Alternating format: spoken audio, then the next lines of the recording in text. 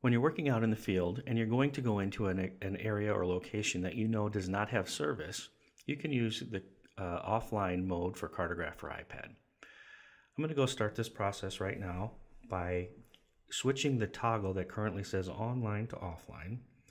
In order to do this, I'll need to have a connection, as we'll be downloading some data that we'll need in order to continue to work. I'll go ahead and hit confirm. And when we do, we're going to be downloading all of the task data that you have either worked on or has been directly assigned to you.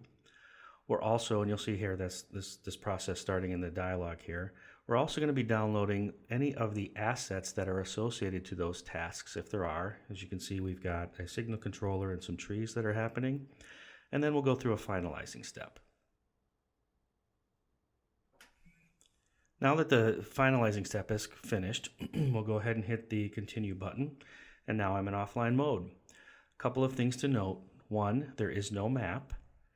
Two, you cannot create any assets when you're in offline mode, and you don't have access to any requests.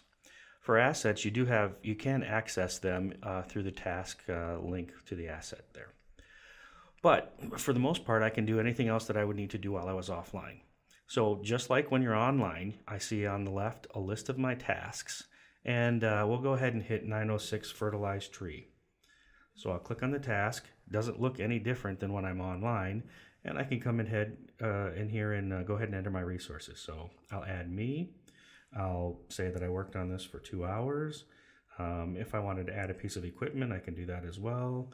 I'll say I want to add this light-duty vehicle, and we used it for those same 2 hours. Just like in online mode, I can continue to do whatever else I wanted to in terms of materials or other what have you. Now that I'm finished, I can, just like online mode, hit save and complete the task. I'm all done. So now let's say I've finished with my work and I'm ready to go back online. I'll go back to my list screen and simply switch the toggle one more time. It'll ask me, you're ready to go online? Yes, I am. I'll hit the button, and because I'm going back online, I'll need to re-authenticate to the application, so I'll put in my password. Hit sign in, and we'll start syncing back up.